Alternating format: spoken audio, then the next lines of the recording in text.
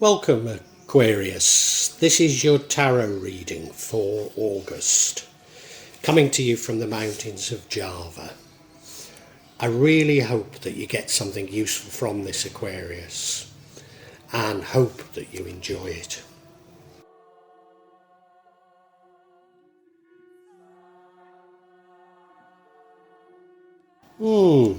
Aquarius.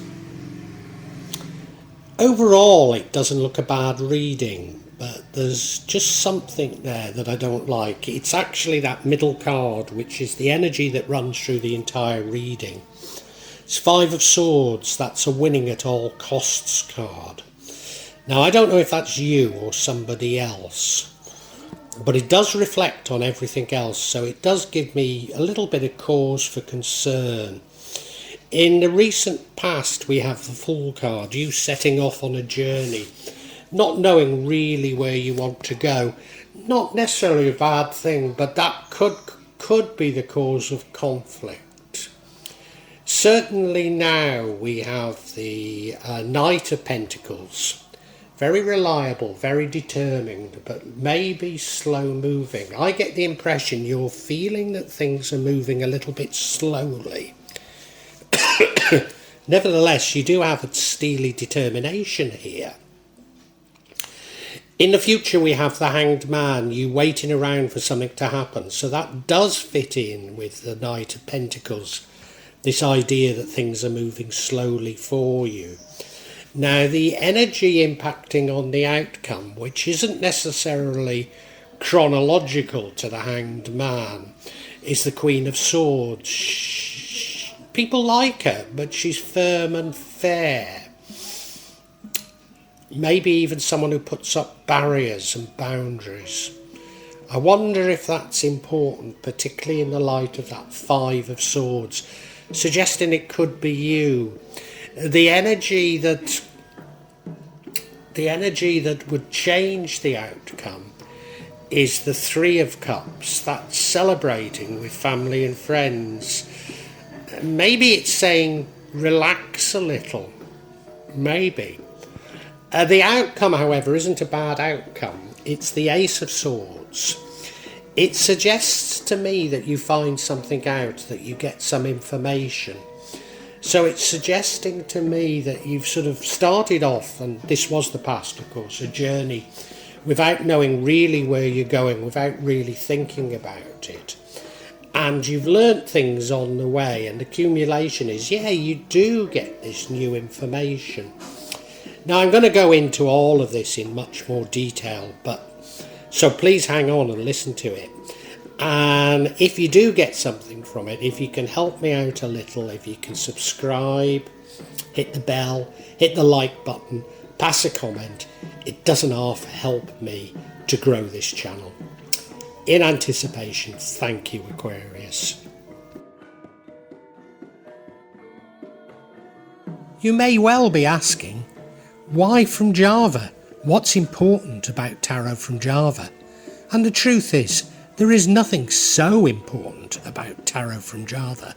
Simply that here in Java, we have many different spirits who will come to help in your tarot reading. It'll probably put a different reflection on things.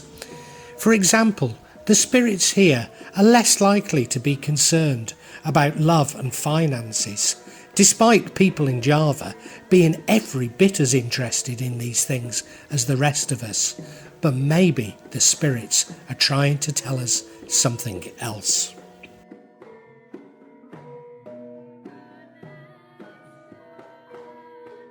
Now, I'll be using probably two decks, but out of three decks. So the first deck is Tarot Nusantara. The second deck is the Steampunk deck. And the third deck is the Light Visions Tarot. Tarot Nusantara is actually a new one to me, which I love. Whereas the Light Visions, I've struggled with as a result of the rendering. Although I think I'll grow into it, I will keep using it and coming back to it. You can see on all of them I'm using quite a lot of salt and that's to clear the energy and the spirits from them. Something that I do fairly regularly with my tarot. And I also, you'll see a number of gem mat there that I use just to bring a good energy to the tarot and to my reading. Perhaps the most important mystical object we use in Java is the kris, the curly knife that you can see that I've placed across both decks. Kris are very important for bringing the spirits to work on any object here in Java. And I call on the spirits of the mountain to assist me in shuffling the cards, in selecting the right cards, and interpret them correctly for Aquarius for August 2022. So, as I've said, Aquarius, this reading starts with the Five of Swords, and this is an energy that runs throughout the entire reading. The energy is one of winning at all costs, and we don't know if it's you or somebody else. I mean, it could be both you and somebody else. You look at the card, I mean, he's won a battle. He's won a battle and he's collected the swords of the others. But you can see they're walking off and going, well, if you're going to be like that, you're going to play by yourself because we're not going to play with you. You see them walking off in sort of disgust with how he's behaved. Now, I think this is one of those important things in life, that many of us learn in the playground, and many of us learn in the playground to be more compassionate towards our fellow man, but not apparently world leaders, those who tell us what to do. So, I mean, as I say, it runs through everything. It could be something very personal to you, or it could have much wider consequences. We'll see. We'll see.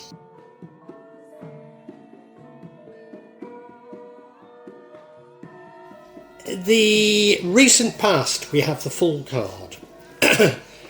This is about a journey. I mean, it could be the journey of life, but you're embarking on a new journey. And you're embarking on a new journey without really knowing where you're going. Just waiting to see what happens. Now again, you know, I'm being a bit profound here after that Five of Swords. But is this the journey of life? And if so, we all try and control it a little bit too much instead of just enjoying each day as it comes. As the Fool indeed it does. You look at him, he's got all his belongings on his back. The sun's shining down on him and blessing him. His little dog is running after him. But his little dog has something of a warning because he's about to walk off a cliff, isn't he? Yeah, but that's life, isn't it? Life has its ups and downs. And is this saying that we should accept them a little bit more? I'm not sure at this stage.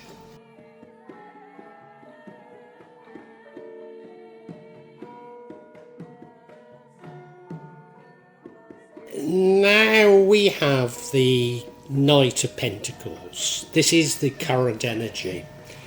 And it's my belief that whatever it is this journey is that you've embarked on, it's taking a long time. And God, good heavens, I keep coming back to this thing about life, you know.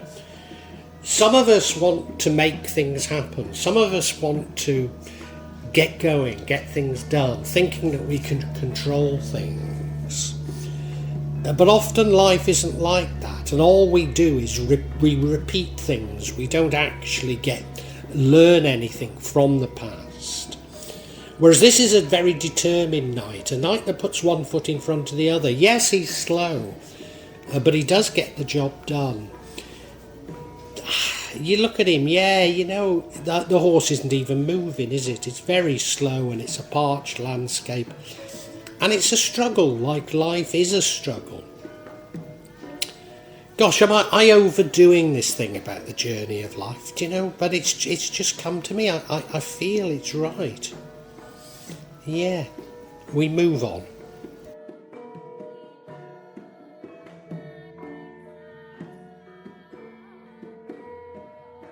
And almost continuing this theme, in the future we have the Hanged Man, which is you waiting for something to happen. Now again, going back to this analogy of life that I'm using, and it, it might be a very wrong analogy, but using this analogy of life, do you know there are times when it's better to just sit back and see what's happening, to understand things, to look at things. At the moment, my wife's youngest sister is staying with us. Now, she has had her problems. I mean, we believe a djinn entered her and really destroyed her mind for some 20 odd years. And, you know, whatever her problems are, they've not gone. But she's had no formal schooling, really, like my wife. But she's a very wise person. And she doesn't say much, but when she says something, it's so profound. And you know, that's what the Hanged Man is. He's just waiting, just weighing things up. Now, she rubs people up the wrong way by not speaking to them, not answering to them. She's very wary of everybody. And that does cause her problems. So I'm not saying that this is always the best approach, but that's the energy we have in the future for you. Now, the energy that's going to impact on the outcome is the Queen of Swords, and the Queen of Swords doesn't necessarily follow chronologically from the Hanged Man. In fact, it could be before it, because the Hanged Man is the future energy. So the Queen of Swords, I mean, she's loved by people, but she's a firm but fair queen. She's perhaps a queen that speaks her mind. A wise queen for sure. She's got the information and she makes good judgments. She might be a queen of setting boundaries, and that could be what it's telling us. You look at the card and there she is, sitting in her finery on that throne. I mean, she does look a nice person, doesn't she? But she's got that sword upright. So there's a sting in her tail. There's a sting in her tail. I wonder, I mean, it could be going back to the original card, this Five of Swords. Have you learned from bitter experience, people trying to win at all costs to set more boundaries? Or is this more the interplay of you going out as the fool into the world and finding that the world perhaps isn't quite as nice as you wanted it to be? And you playing the game of winning at all costs and setting boundaries at those who want to do it with you. I'm still not sure what it's telling us.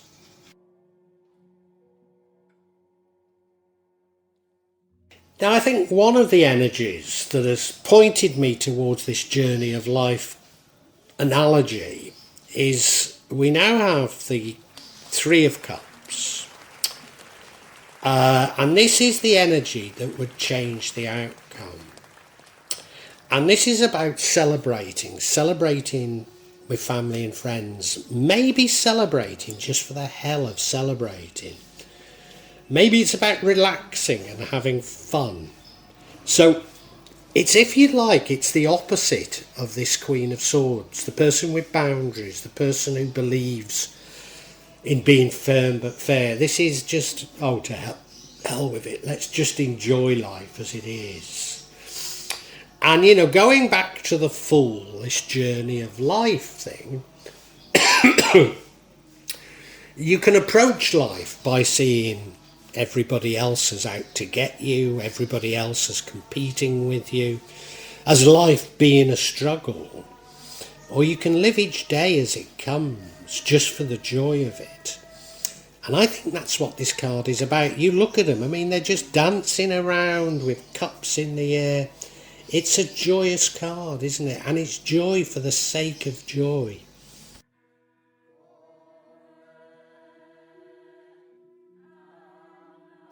And I guess the other reason why I'm seeing it as the journey of life is the outcome is the Ace of Swords. Now, this could be you going off and seeking new information, seeking new ways of thinking, but I think it's coming to you. I think you're actually getting a new way of thinking. So, coming back to what I've been saying, it's sort of a juxtaposition between you can lead your life by seeing life essentially as competitive, people as essentially competitive and out to get you, or you can see life as being full of love and having love for each other and forgiving. And to a certain degree, whichever way you see life, that's what you'll attract. Now, you may well know I don't like the law of attraction, but this is, I suppose, how the law of attraction works. You attract what you feel. And I think that's the message running through this whole thing. I really do. And you do find this enlightenment at the end. But given that it comes out of the Queen of Swords, I wonder if it's an enlightenment that finds balance, that's neither completely trusting nor completely open. I wonder. I think we need some clarity.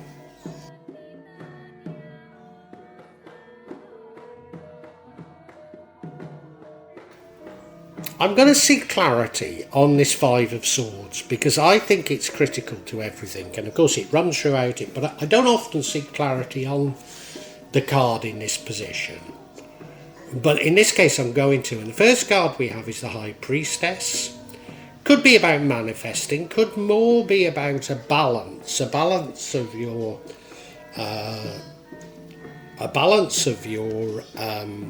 subconscious with your logic, right and left brain, if you like. And the next card is Strength card, which is your inner strength. So you find out that you're strong. And the final card is the Ace of Wands, and this is an imperative for action, which is very interesting given that we've had a few cards saying things are moving slowly.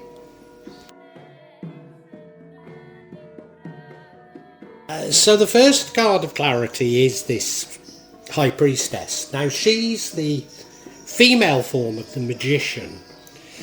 So it could be about manifesting, but she's sort of that little bit cuter than the Magician. She's more a card of balancing logic with intuition, balancing the left and the right hand brain. Now that really does fit in with how I've been describing this reading so far, doesn't it?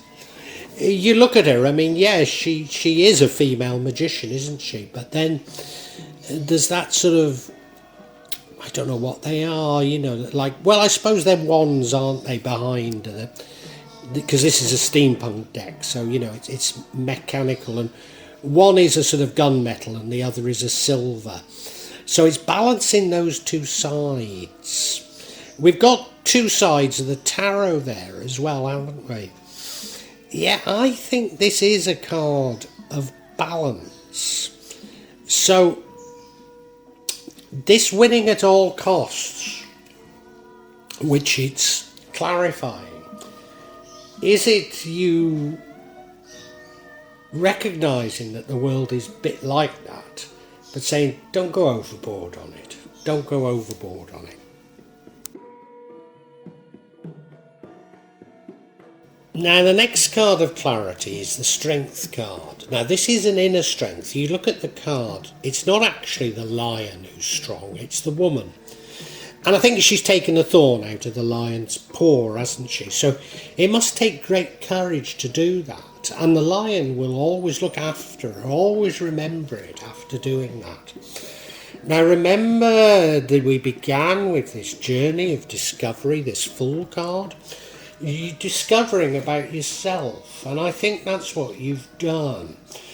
And, do you know, coming back to this sort of winning at all costs, discovering, going out full of the joys of spring and discovering that not everybody is nice and that bad things can happen is a part of life, and it's how we deal with it that matters. And, I mentioned a comment about world leaders before, but it seems to me that world leaders approach these situations with fear. Fear that everybody is as evil and as devious as them. Whereas real inner strength is saying, look, I know people might take advantage of me. I know people might do things. But I've got an inner strength. I can overcome it. And of course, remember, we've had the Queen of Swords, which leads to the outcome, which is you learning something new. And she is about boundaries. Yeah, I think this is your strength. You've learnt about yourself that you can deal with these situations.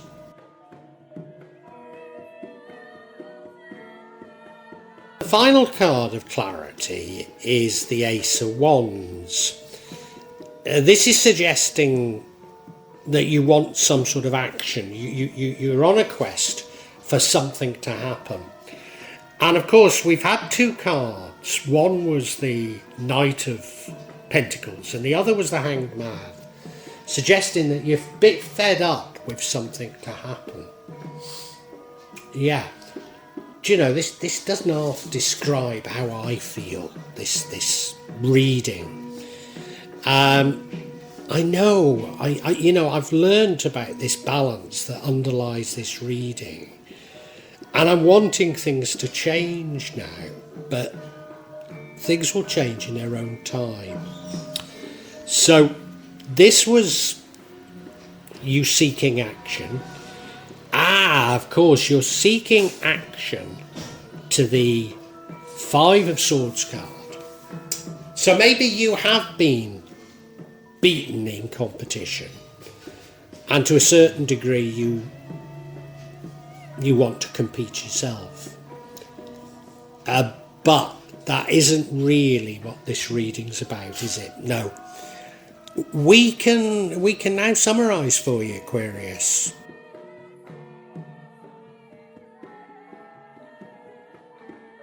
Aquarius, I really do think this is a fascinating reading, and it's a reading about life in general. Now, given that it's for August, I don't think all this happens in August, but I think you reach some conclusions in August, and that's what it's telling us. In the past, you went out on a journey without knowing where you're going, which I think is life itself. A journey without a care in the world, a journey without preconceptions. However, as you go on this journey, you begin to learn that not everything in life is great, and not everybody that you meet is honest. In fact, what you learn is that there are some people who like to win at all costs. And I think, it's a journey of life. You do engage in that competition at times, but often you don't. And as a result of both engaging in it and not engaging in it, things move a little bit slowly for you. But there's a determination to get to the end. And you probably just reflect on life, reflect on the information that's coming to you and saying, what do I make of this? How do I put it all together before I act? Even though you do want to act, you do want to do something, so there's an impatientness within you, but you're not quite sure what to do, so doing nothing is sometimes the best option. Now the end, and I'm jumping here, but the end is you being enlightened, you changing your views on something, you having an inspiration, if you like. Something comes to you and it's an inspiration, and as a result of that inspiration you've sort of change your views on life. And remembering, I think you started life without any views.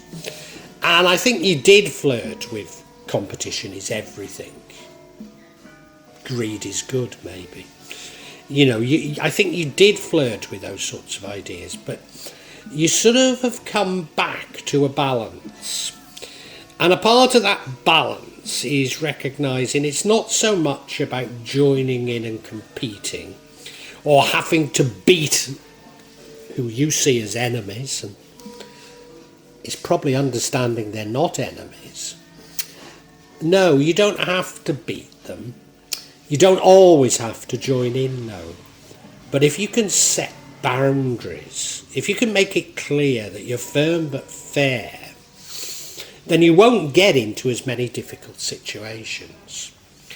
And now that, as I say, leads to this sort of new way of thinking. But what would offset it is you continuing to see the world as glorious, that everything is fine, that everybody is really loving and loving everybody and ignoring the little problems that are put in your way. And I'm not going to come down on either side and tell you which is the best way. Putting up boundaries maybe is necessary. Because if you don't, you will get taken for a ride. But maybe just living each day as it comes and accepting you get taken for a ride actually isn't such a bad option.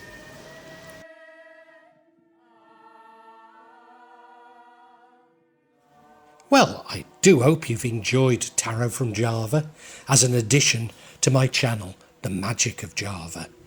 Please take a look at the other videos that I have on this channel about magic from Java, and I hope that you will become a subscriber. Now, if you want to hear your next tarot reading, hit the button, and that will inform you of when I publish new readings. I'm certainly going to do a reading for every month, but maybe I will try them a bit more frequently, say a mid-month reading, and maybe also some special readings. But above all, thank you so much for listening to me. Thank you, and enjoy Java.